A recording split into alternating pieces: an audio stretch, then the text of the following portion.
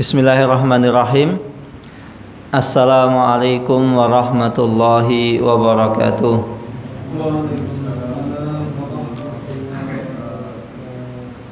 Bismillahirrahmanirrahim. Wassalatu wassalam ala rasulillah wa ala alihi wa sahbihi wa man tabi'ahum bi ihsanin ila yaumiddin, amma ba'du. Allahumma sahli sadri wa yassir li amri wahlul 'uqdatam min lisani yafqahu qawli. Allahumma inna nas'aluka ilman nafi'an wa rizqan thayyiban wa amalan mutaqabbalan. Allahumma 'allimna ma yanfa'una wa zidna ilman wal huda wat tuqa was salaha ya rabbal alamin. Bapak Ibu yang dirahmati Allah Subhanahu wa taala, alhamdulillah summa alhamdulillah, segala puji hanya milik Allah Rabb semesta alam. Salawat dan salam tak lupa kita curahkan kepada junjungan kita, suri teladan kita, uswah hasanah kita, Nabi Muhammad sallallahu alaihi wasallam. Bapak Ibu yang dirahmati Allah Subhanahu wa taala, pada pertemuan sebelumnya kita telah membahas bahwasannya ketika kita misalnya disakiti atau didolimi oleh orang lain, maka hal yang paling utama adalah kita memaafkan kesalahan orang tersebut. Bahkan Rasulullah SAW, beliau tidak pernah membalas kekejian orang yang pernah mendoliminya. Dan jangan kita berharap ketika orang lain mendolimi kita, kemudian kita tidak membalasnya, kita dalam posisi orang yang merugi atau orang yang hina. Sejatinya sejarah membuktikan bahwasannya orang yang sering memaafkan kesalahan orang lain, maka namanya itu akan semakin harum, namanya akan semakin terkenal. Dan ketika seseorang misalnya memaafkan kesalahan orang lain, itu bisa jadi menjadi sebab orang yang pernah mendolimi kita ini cepat sadar, cepat taubat, cepat mengakui kesalahannya. Maka ketika ada orang yang mendolimi kita, hendaklah kita memaafkan kesalahan yang pernah dia perbuat. Lantas pertanyaannya, kapan boleh membalasnya? Kan kita kan didolimi. Memang ada keadaan yang mana seseorang itu boleh untuk membalas orang yang pernah mendolimi kita atau orang menyakiti kita. Diriwayatkan bahwasanya Rasulullah SAW, beliau tidak pernah membalas sesuatu apapun kepada siapapun yang pernah menyakiti beliau, kecuali beliau membalas hal-hal yang mana ketika orang tersebut itu menyisihi aturan atau rambu-rambu yang telah Allah Subhanahu wa taala gariskan. Maka ketika demikian, maka seseorang boleh untuk membalasnya. Misalnya yang disakiti bukan kita, tapi agama kita. Maka ketika seorang muslim diserang, maka dia boleh untuk membela diri. Misalnya dia berjalan di suatu tempat, kemudian ada begal, maka dia boleh untuk melawannya. Nah, bagaimana kalau seandainya kita meninggal karena melawan begal? Insya Allah kita mati syahid. Jadi kalau ada begal, tidak masalah, jangan takut. Cuma yang takut itu kelitih. Begal insya Allah kelihatan, one by one bisa. Tapi kalau kadang kelitih, itu asal sabet kemudian lari. Nah kalau misalnya kita didolimi, kita boleh untuk melawannya, tidak masalah. Karena ketika itu kita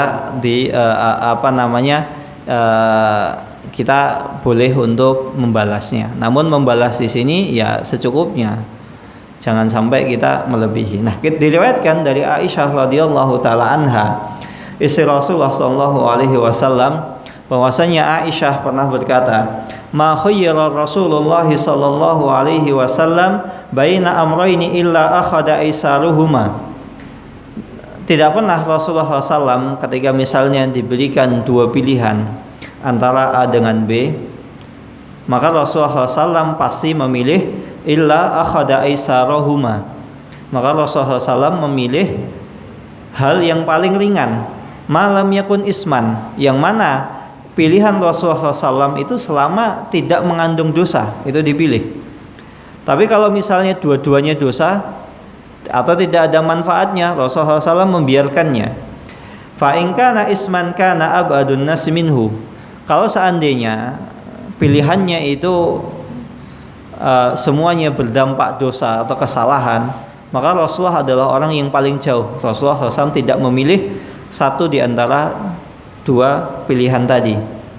Wa man taqama Rasulullah sallallahu alaihi wasallam li nafsihi illa an tunhaka hurmatullahi azza wa jalla. Dan tidak pernah Rasulullah SAW membalas kekejian yang dilakukan orang lain kepada dirinya, kecuali ketika syariat rambu-rambu Allah Subhanahu wa taala itu dilanggar. Dan hal ini dibuktikan dari hadis riwayat Anas bin Malik radhiyallahu taala anhu. Suatu ketika Anas bercerita, sesungguhnya aku bersama Rasulullah sallallahu alaihi wasallam, dan ketika itu Rasulullah SAW memakai selendang lidaun najraniyun ghalitul hasyiyah, yang mana selendang tersebut itu selendangnya buatan orang Najran atau selendang khas punya orang Najran, yang mana selendang tersebut itu terkenal ghalitul hasyiyah, yang mana kainnya atau selendang tersebut itu terbuat dari sesuatu yang kasar. Fa'adrakahu a'rabiyun. Kemudian Rasulullah SAW ketemu dengan orang Badui. Nah, orang Badui itu orang yang tinggalnya nomaden. Orang Badui itu zaman sekarang masih ada. Jadi mereka tinggalnya itu berpindah-pindah, kadang di gunung satu, gunung yang lain, bukit satu, bukit yang lain. Maka oleh karena itu orang Badui itu terkenal dengan orang yang tidak memiliki adab dan sopan santun. Etika mereka tidak memiliki. Salah satu buktinya ini. Fahabadahu bilida'in habdatan syadidatan.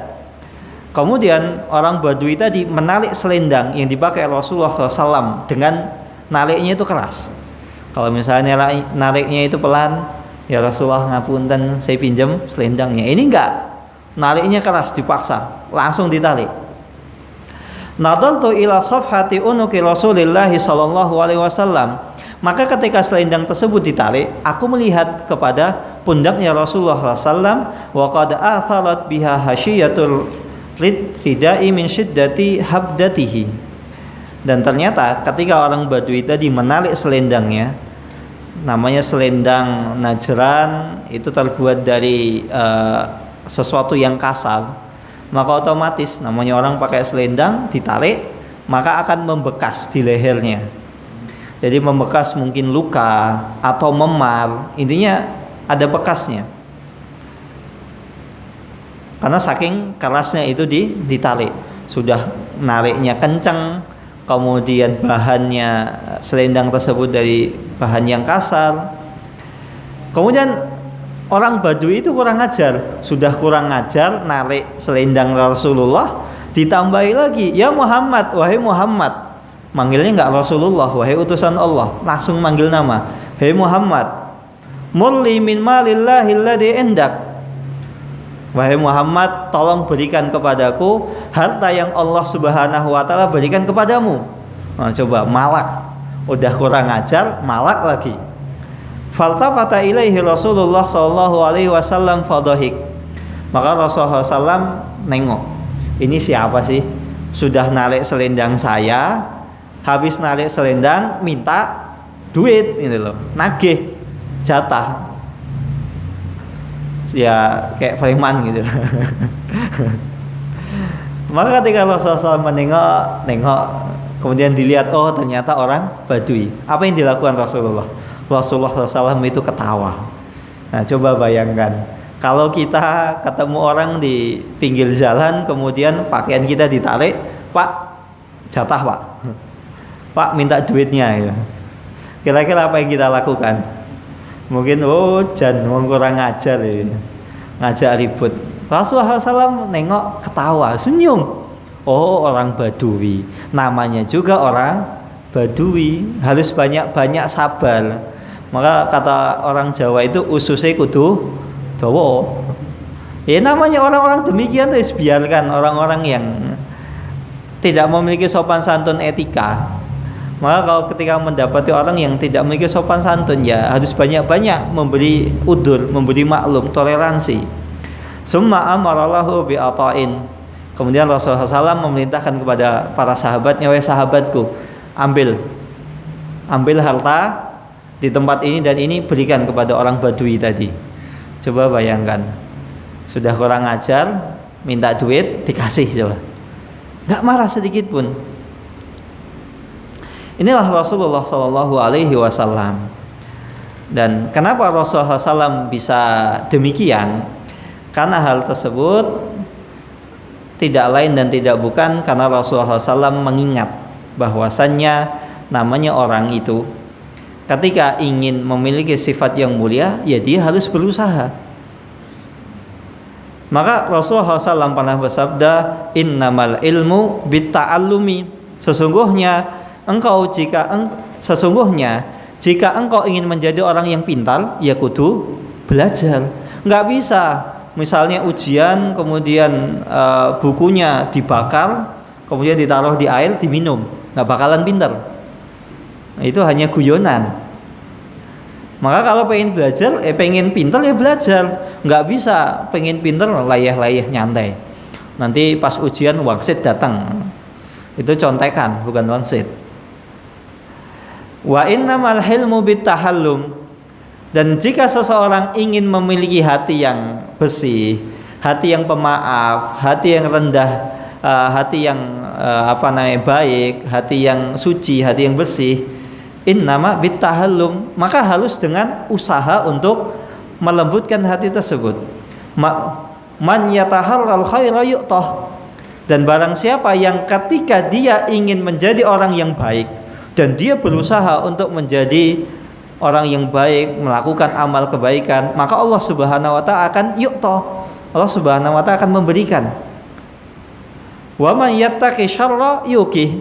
Dan barang siapa yang berusaha untuk menghindari sesuatu keburukan, kejelekan, hal-hal yang haram, insya Allah Allah Subhanahu wa taala akan memudahkan.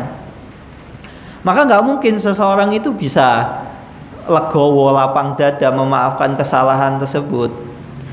Ya kecuali harus berusaha. Maka tidak heran Fudail ibnu Iyad rahimahullahu taala pernah berkata, kalau seandainya ada seseorang yang datang kepadamu kemudian dia curhat, wahai saudaraku, sesungguhnya fulan bin fulan itu dan begini dan begitu, dia melakukan kezaliman kepadaku. Apa kata Fudail? Maafkanlah. Kenapa Fudail ibnu Iyad mengatakan maafkanlah? Karena sesungguhnya memaafkan kesalahan orang lain itu lebih dekat kepada ketakwaan. Nah, kalau seandainya orang tadi mengatakan inna qalbi la yahtamilul afwa anhu, sesungguhnya kedzaliman yang dia lakukan kepadaku itu nggak bisa saya maafkan. Kedzalimannya, kesalahannya sudah banyak. Walakin uridu an antasira minhu kama amarahullah. Karena saya tidak bisa memaafkan, ya saya ingin balas dendam sebagaimana yang Allah Subhanahu wa taala perintahkan. Kan membalas itu kan boleh. Membalas itu boleh. Kita dzalimi, kita boleh untuk membalas keburukan tersebut. Maka katakanlah, sesungguhnya in kunta tuhsin antantasira, kalau seandainya engkau ingin mempraktekkan atau mengamalkan apa yang diperintahkan atau apa yang diperbolehkan oleh Rasulullah Shallallahu Alaihi Wasallam, maka lakukanlah. Maka engkau balaslah keburukan tersebut. Wa illa fa'alaika bil af. Kalau seandainya engkau tidak bisa membalasnya, maka maafkanlah. Fa innahu babun wasi'. Karena sesungguhnya ketika engkau memaafkan kesalahan orang lain, sejatinya engkau telah membuka pintu yang sangat luas untuk kebaikan yang berikutnya. Maka kalau kita bisa balas, kita balas. Namun ketika seseorang membalas apa yang pernah dilakukan oleh orang kepada kita, yang pertama, hendaknya seseorang itu hanya mencukupkan atas apa yang dia terima. Misalnya dijawil, ya balas jawil, dikeplak, balas ngeplak. Nggak boleh seseorang misalnya dijawil, balasnya jawil, ngeplak, ngepruk. Itu namanya dolim. Dan umumnya orang demikian. Kalau tidak percaya silahkan dipraktekkan. Keplak coba. Kita iseng-iseng ngeplak orang, plak sekali, balasnya itu paling enggak minimal 2 kali. Maka seseorang tidak bisa, li'annahu la yaktasiru ala sayyi'atin misla sayyi'ah. Seseorang itu tidak bisa untuk mencukupkan atas apa yang dia terima. Bal yatajawaz wa yata'adda wa yadlim. Maka yang terjadi, orang tersebut itu melampaui batas dan malah melakukan kezaliman.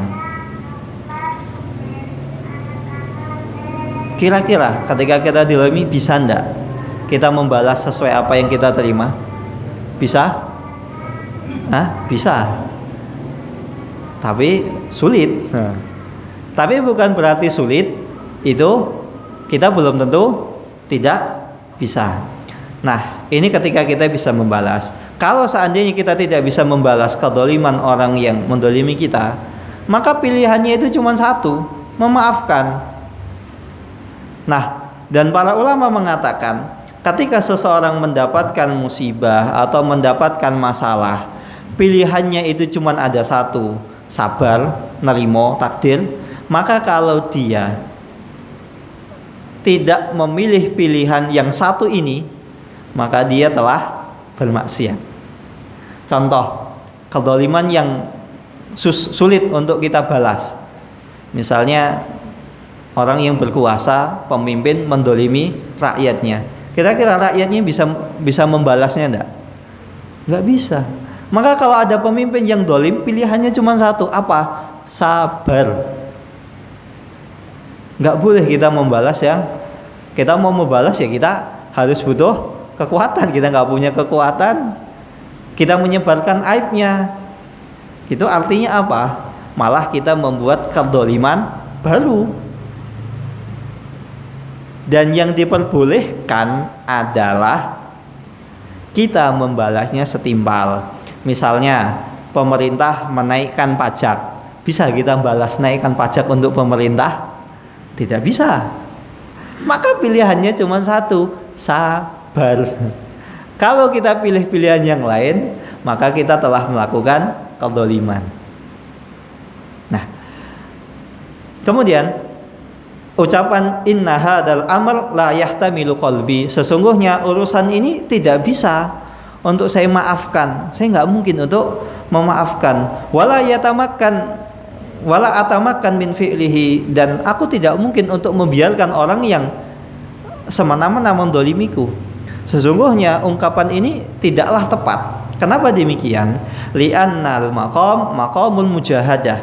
Sesungguhnya memaafkan seseorang itu pilihannya bukan bisa atau tidak bisa.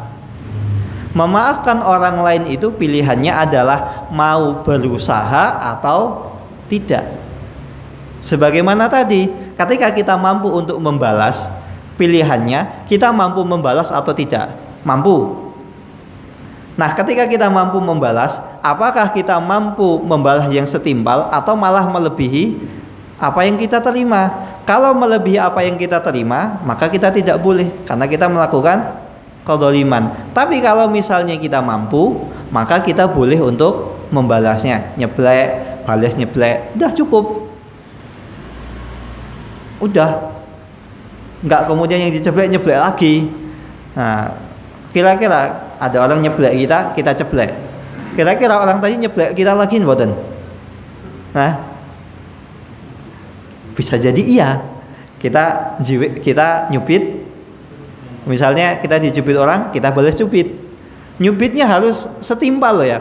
Nggak, misalnya orang nyubit kenceng, ya kita balasnya kencang. Kalau orang nyubitnya pelan, ya kita balasnya pelan. Nah, pertanyaannya, kalau orang nyubit kita pelan, balasnya kencang. Jarang itu pelan. Maka kita tidak boleh untuk membalasnya. Nah, karena di sini pilihannya bukan antara bisa atau tidak bisa. Kita mau berusaha atau tidak. Karena di sini maqam adalah maqamun mujahadah wa isti'anah billah. Di sini tempatnya adalah kita mau berusaha dan apakah kita mau meminta pertolongan kepada Allah Subhanahu wa taala. Dalilnya adalah surat Al-Ankabut ayat 69, walladzi jahadu fina lanahdiyannahum subulana wa innallaha lama'al muhsinin. Dan barang siapa yang mau berusaha lanahdiyannahum subulana, maka orang tersebut akan dipermudah oleh Allah Subhanahu wa taala. Maka ketika kita mau berusaha untuk memaafkan kesalahan orang lain, bukan berarti tidak bisa, bisa.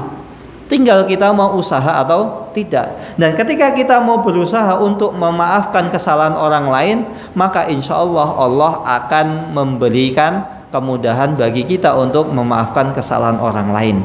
Dan di sisi yang lain, bukan hanya Allah memberikan kemudahan kepada kita, namun Allah Subhanahu wa taala memberikan balasan yang berkali-kali lipat. Wa innallaha lama'al muhsinin. Dan sesungguhnya Allah Subhanahu wa taala pasti akan membalas kebaikan orang-orang yang berbuat baik. Maka oleh karena itu, marilah kita renungi keadaan demikian dari seseorang yang memaafkan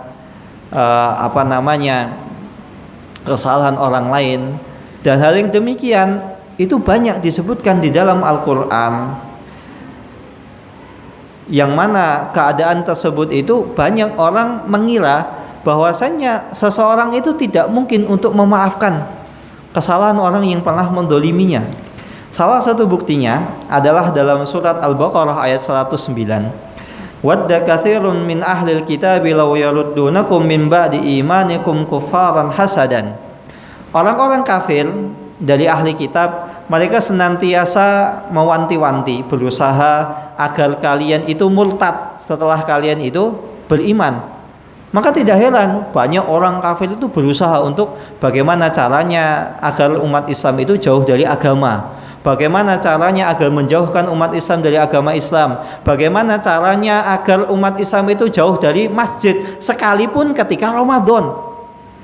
Maka akan kita dapati ketika Ramadan, mohon maaf, ada sebagian orang-orang Nasrani, orang-orang non-Muslim, ketika masjid mengadakan buka bersama, mereka mengadakan buka bersama plus dikasih hadiah.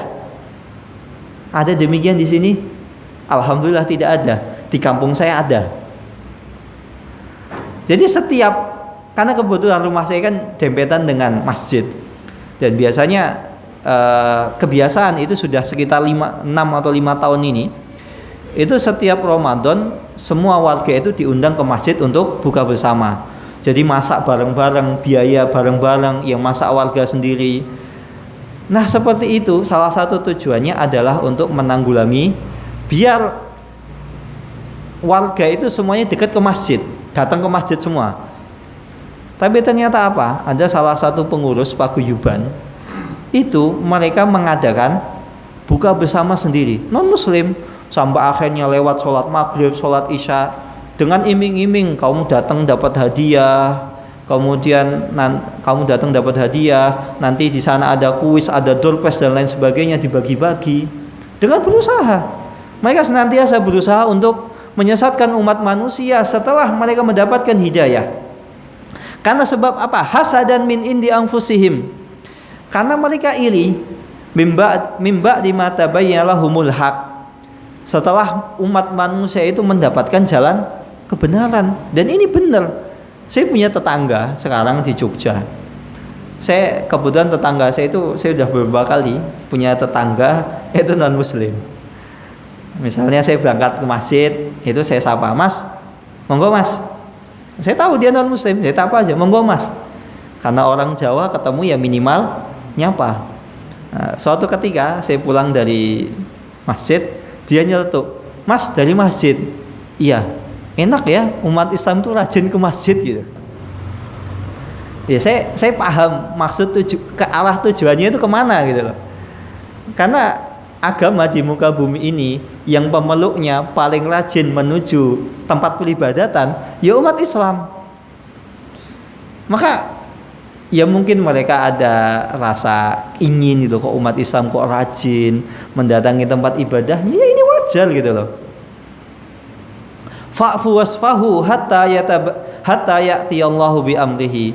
Maka ketika engkau mendapati orang-orang non muslim yang berusaha untuk menyesatkan dirimu, fa'fu wasfahu, maka maafkanlah kesalahannya, wasfahu, dan lapang dadalah, lupakanlah kesalahannya, hatta ya'tiyallahu bi amrihi, sampai Allah itu, sampai datang ketetapan Allah, yaitu engkau boleh memerangi orang kafir. Maka kalau kita bertetangga dengan orang non-muslim mengganggu kita, maafkanlah. Karena ketika kita menyakiti, kita juga tidak boleh.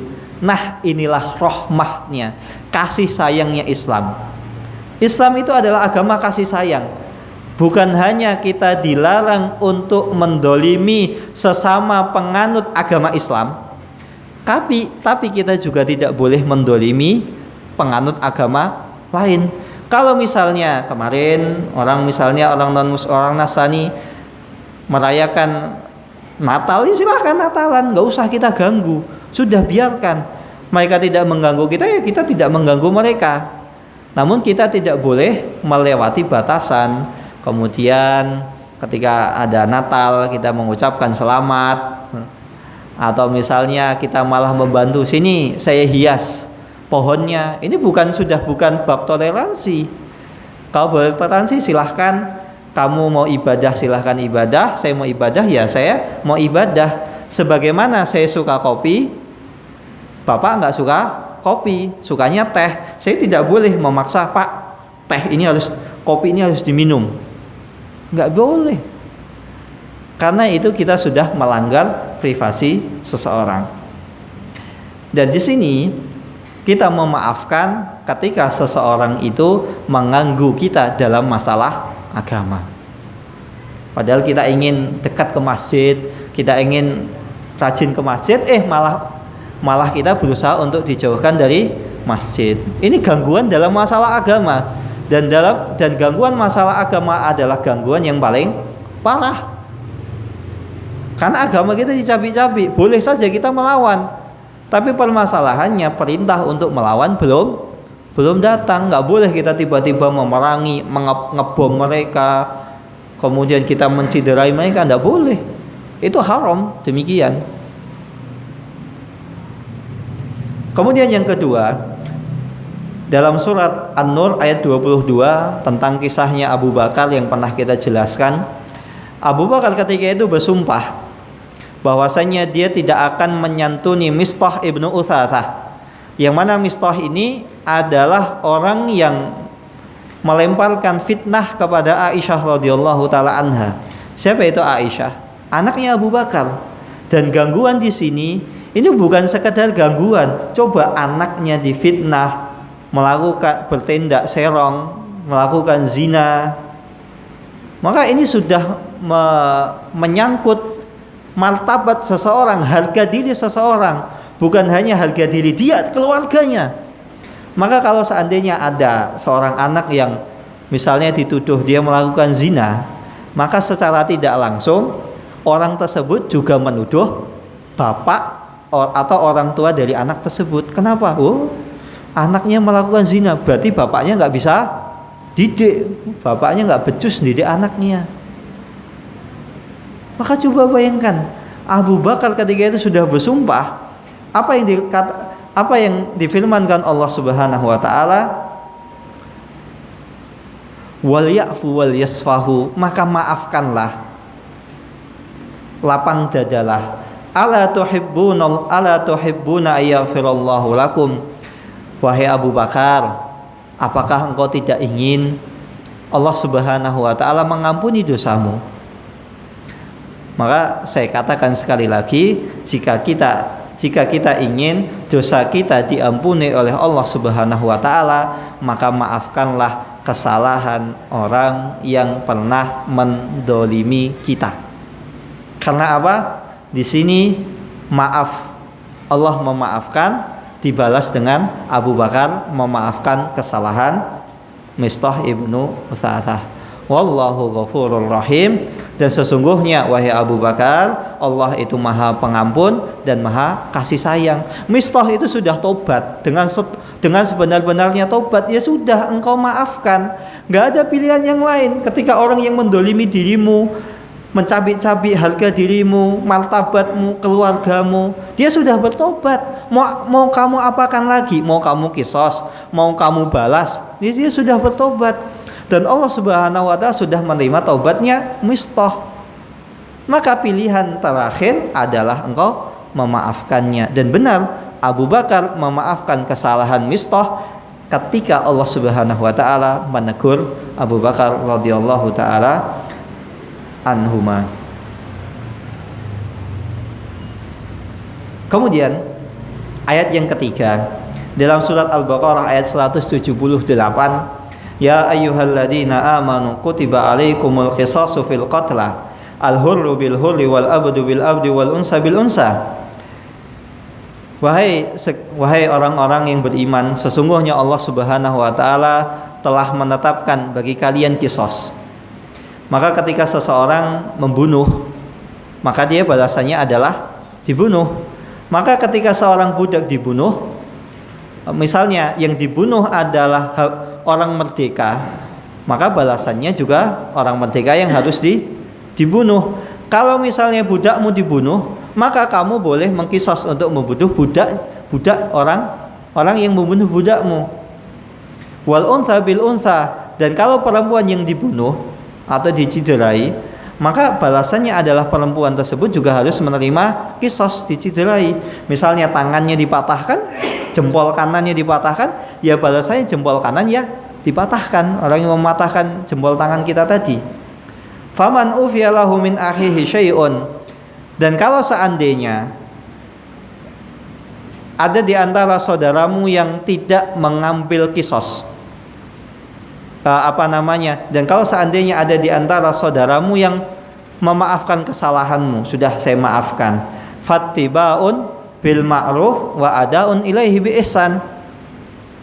Maka kalau seandainya ada orang yang misalnya ada ahli keluarga, ahli waris yang memaafkan, misalnya ada keluarganya dibunuh, kemudian sudahlah saya maafkan, maka engkau harus membayar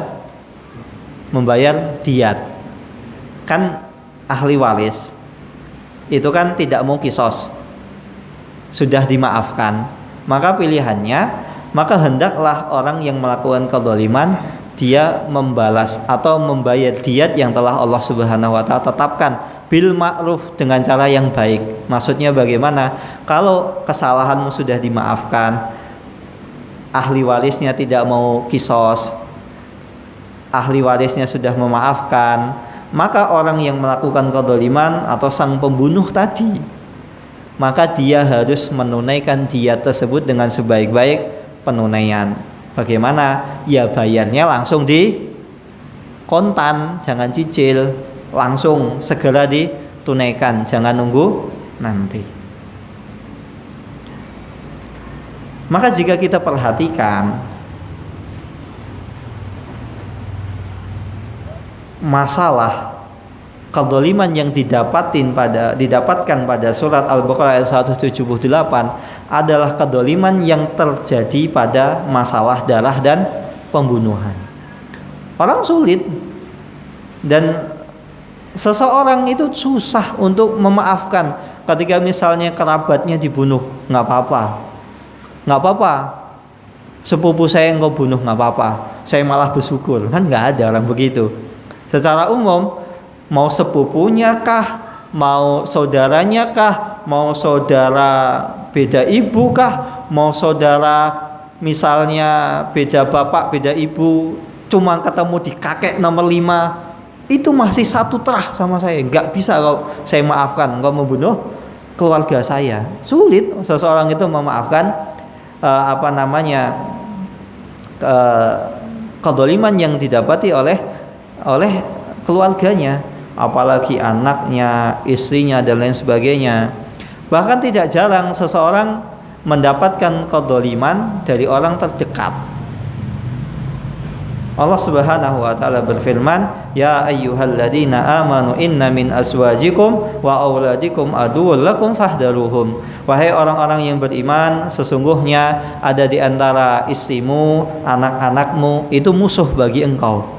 Ada di antara kita ini diuji dengan pasangan yang menjauhkan kita dari belajar agama. Mas, ngopo mas? Rasa sholat yang masjid. Sholat yang omah wae iso, nggak usah sholat aja di sini. Ada juga misalnya di antara suami yang melarang istrinya untuk belajar. Udah ngapain kamu hadir kajian di masjid? Sekarang itu pengajian lewat YouTube, lewat MP3 online banyak. Ngapain kamu datang ke masjid capek-capek? Apalagi tempatnya jauh. Nggak usah. Udah kamu di rumah. Dan ketika melarang tidak memberikan alasan yang jelas atau alasan yang tidak dimermalkan oleh syariat, ya pokoknya nggak seneng kalau misalnya istrinya belajar agama. Ada di antara demikian. Ada juga di antara seseorang itu yang diuji dengan anaknya. Gara-gara anaknya akhirnya betapa banyak ayah yang akhirnya korupsi, mengambil harta orang lain, mendolimi orang lain, menipu, merampok dan lain sebagainya.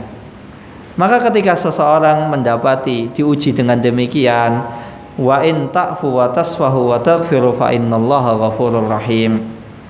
Kalau seandainya engkau memaafkan dan engkau lapang dada, maka sesungguhnya wa taghfiru, dan engkau memaafkan kesalahan mereka, fa innallaha ghafurur rahim, maka sesungguhnya Allah Subhanahu wa taala Maha Pengampun lagi Maha Penyayang. Maksudnya memaafkan di sini apa? Bukan ya sudah, kita sabar. Kita maafkan dengan cara sabar. Karena ada di antara seseorang itu yang diuji, anak, keluarga, istri, saudara. Dan ujian di sini bukan hanya yang mendapati hanya kita. Sekelas Nabi dan Rasul saja itu diuji. Nabi Nuh diuji dengan istrinya. Nabi Nuh diuji dengan sinten? Anaknya. Nabi Lut diuji dengan istrinya. Nabi Ibrahim diuji dengan ayahnya. Nabi Muhammad SAW diuji dengan pamannya. Maka ujian ini yang mendapatkan bukan hanya kita. Maka ketika kita tahu, ada nabi diuji, sabar, memaafkan, tetap berdakwah, tetap gigih menjalankan syariat, maka Allah Subhanahu wa taala akan memaafkan dosa-dosanya. Maka jika kita ingin dimaafkan oleh Allah atas dosa yang kita lakukan, maafkanlah kesalahan orang lain. Maka di sini membuktikan sekali lagi bahwasannya pilihannya di sini bisa atau tidak bisa. Pilihannya adalah kita mau atau tidak. Walladzi jahadu fina lanahdiyannahum subulana wa innallaha lama'al muhsinin. Maka ketika kita mau berusaha, maka Allah Subhanahu wa taala akan memudahkan jalan yang kita tempuh. Dan hadis sahih diriwayatkan dari Mu'ad ibnu Anas al-Juhani, semoga Allah Subhanahu wa taala meridhai beliau. Diriwayatkan dari nabi kita yaitu Nabi Muhammad sallallahu alaihi wasallam bahwasanya Rasulullah SAW pernah bersabda, man qadama ghaidhan wa huwa qadirun ala ayun fidahu da'ahu Allahu ala ru'usil khalaiqi yaumal qiyamah hatta yukhayyirahu Allahu minal huril ini masya'a. Barang siapa yang mendapati kedzaliman atau mendapatkan masalah dari orang lain, wa huwa qadirun ala ayun fidahu, dan ketika itu dia sejatinya mampu untuk membalasnya. Saya membalas setimpal bisa, tapi dia tidak mengambil opsi untuk membalas. Yang dia ambil adalah opsi untuk memaafkan. Apa balasan yang Allah Subhanahu wa taala berikan kepada orang yang mampu untuk membalas kedzaliman orang lain, namun dia tidak membalas, yang dia pilih adalah memaafkan? Maka Allah Subhanahu wa taala kelak ketika di hari kiamat dia akan memanggilnya, wahai fulan, misalnya, wahai Pak Edi, Pak Edi bin Fulan dipanggil di hadapan para malaikat. Bukan hanya malaikat, di hadapan seluruh makhluk yang Allah Subhanahu wa taala pernah ciptakan. Maka termasuk manusia, malaikat, hewan, semuanya. Coba bayangkan ketika kita misalnya condong catur didatangi Pak Presiden, kemudian dipanggil, Pak Edi silahkan maju ke depan. Acara tersebut dihadiri oleh seluruh warga condong catur. Kan kita akan bangga. Nah, coba bayangkan ini dipanggil di hari kiamat di hadapan seluruh makhluk hidup. Kemudian Allah Subhanahu wa taala memberikan pilihan. Silahkan. Di situ ada bidadari bermata jeli. Silahkan pilih yang engkau inginkan. Misalnya mau 10, ya Allah saya ambil 10 semuanya. Silahkan. Kan enak gitu loh. Maka kalau kita mampu untuk membalas kedoliman orang lain, namun kita tidak membalasnya, maka Allah Subhanahu wa taala telah menyiapkan kita pahala yang jauh lebih baik. Nah, kalau seandainya seseorang diberikan bidadari bermata jeli, maka otomatis orang tersebut pasti masuk surga. Nggak mungkin dapat bidadari bermata jeli tapi nggak masuk surga, kan lucu gitu loh. Misalnya, Pak silahkan ini Pak, saya kasih kunci apa? Mobil. Ketika masuk mobil, mobilnya kok nggak bisa? Nah itu ngeprank, kan nggak mungkin. Kalau namanya orang diberikan kunci atau sertifikat rumah, Pak ini Pak silahkan sertifikat tanahnya buat jenengan. Kira-kira apa? Rumah tadi sudah menjadi miliknya. Maka dari sini membuktikan manusia dalam masalah membalas kedoliman orang lain terbagi menjadi 3. Yang pertama, seseorang yang didolimi, diambil haknya, kemudian dia membalasnya tanpa melampaui batasan yang telah Allah Subhanahu wa taala gariskan. Kemudian macam yang kedua, seseorang yang didolimi, kemudian dia membalasnya, bahkan balasannya itu jauh lebih banyak dan melewati batasan yang telah Allah Subhanahu wa taala gariskan. Kemudian yang ketiga, yaitu seseorang yang didolimi, kemudian dia lebih memilih untuk memaafkan dan melupakan kesalahan orang lain. Maka ketika kita memilih pilihan ketiga, ingatlah wa jazaa'u sayyi'atin sayyi'atun misluha. Maka ketika ada orang yang memilih jalan kejelekan, maka balasannya adalah kejelekan. Faman afa wa aslaha fajru 'alallah. Maka barang siapa yang dia memilih untuk memaafkan, berlapang dada, fa ajru 'alallah, maka ingat balasannya itu di tangan Allah Subhanahu wa taala. Ketika balasannya di tangan Allah, ya artinya apa? Balasannya itu tiada terhingga, tidak bisa kita hitung. Innahu la yuhibbudz zalimin. Sesungguhnya Allah Subhanahu wa taala tidak menyukai seseorang yang melampaui batas. Maka ketika manusia mengetahui bahwasannya manusia itu terbagi menjadi 3, seseorang yang dolim kemudian dia mengambil haknya melebihi batasan yang telah ditetapkan, kemudian seseorang yang muktasid, ya mencukupkan atas balasan, dipukul balas dipukul. Kemudian ada orang yang muhsin, orang yang berbuat baik, memaafkan dan melupakan kesalahan orang lain. Maka ketika seseorang ingat, maka hendaklah seseorang itu memilih pilihan yang paling baik, yaitu memaafkan. Terlebih lagi ketika kita mendapatkan kezaliman dan pilihan kita hanya ada satu, mau tidak mau kita harus sabar. Kita tidak boleh memilih pilihan yang sejatinya tidak ada dalam pilihan tersebut. Wallahu ta'ala alam bisawab. Semoga apa yang saya sampaikan pada malam hari ini bermanfaat, khususnya untuk saya pribadi dan umumnya untuk Bapak Ibu sekalian, dan semoga pertemuan kita pada malam hari ini menjadi pemberat timbangan kita di akhirat kelak. Allahumma amin. Ini yang bisa saya sampaikan, kurang lebihnya saya mohon maaf. Wassalamualaikum warahmatullahi wabarakatuh.